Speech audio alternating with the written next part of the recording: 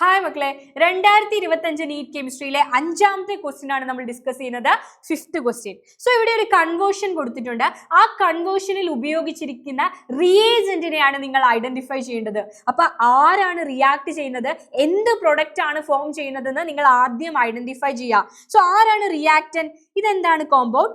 Methyl benzoate ആണ് compound, which means it's an ester. ഒരു ester ആണ് റിയാക്ടന്റ്. എന്ത് പ്രൊഡക്റ്റ് ആണ് ഫോം ചെയ്യുന്നത്? ഈ കോമ്പൗണ്ടിന്റെ പേരെന്താണ്? ബെൻസാൽഡിഹൈഡ് എന്നാണ്. അതായത് ഒരു ആൽഡിഹൈഡ് ആണ് ഫോം ചെയ്യുന്നത്.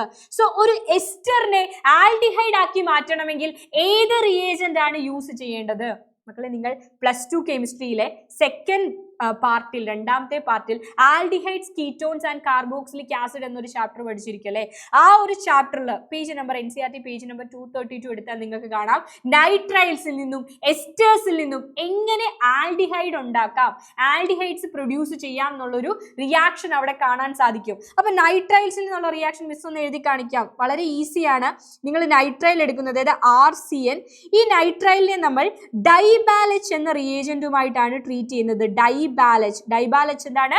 Dye isobutyl aluminium hydride. ഈ ഡൈബാലച്ചുമായിട്ട് ട്രീറ്റ് ചെയ്യുമ്പോൾ ഇവിടെ കറസ്പോണ്ടിങ് ആയിട്ടുള്ള ഇമീൻ ആയിരിക്കും നിങ്ങൾക്ക് കിട്ടുക. ഇമീൻ എങ്ങനെയാ ഫോം ചെയ്യുക? RCH double bond NH. ഈ കോമ്പൗണ്ടിനെ വിളിക്കുന്ന പേരാണ് എന്ത്? ഇമീൻ. ഈ ഇമീനെ നമ്മൾ ഹൈഡ്രോളിസിസ് നടത്തിയാൽ, എന്തായിരിക്കും കിട്ടുക? ഒരു ആൽഡിഹൈഡ് ആയിരിക്കും കിട്ടുക. RCHO. ഒന്നുമില്ല, ഈ CN എന്തായിട്ട് മാറുന്നു? CHO ആയിട്ട് മാറുന്നു. CN CHO ആയിട്ട് മാറുന്നു. സോ അവിടെ നമ്മൾ യൂസ് ചെയ്യുന്ന അതേ റിയേജന്റ് ആണ് ഈ ഒരു റിയാക്ഷനിലും യൂസ് ചെയ്യുന്നത്. ഇവിടെ എസ്റ്ററിനെ റെഡ്യൂസ് ചെയ്ത് ആൽഡിഹൈഡ് ആക്കി മാറ്റുകയാണ്.